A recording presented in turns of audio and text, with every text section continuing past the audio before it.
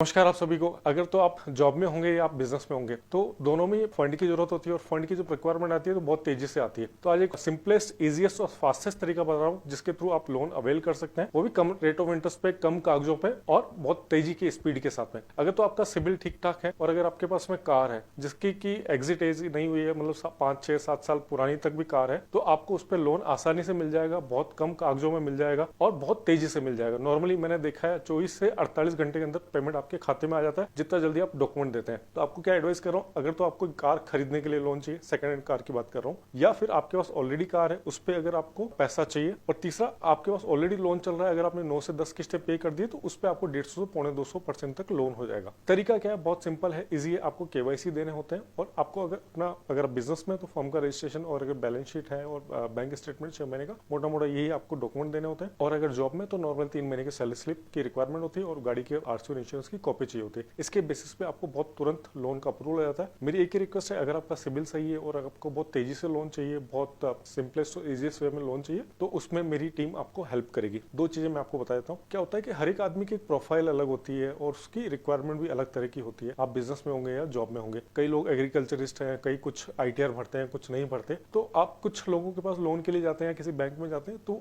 वो क्या करते हैं, अपनी रिक्वायरमेंट के हिसाब से आपकी फाइल को लगाते हैं। तो कई बार फाइल अप्रूव होती है, नहीं होती है। आपका टाइम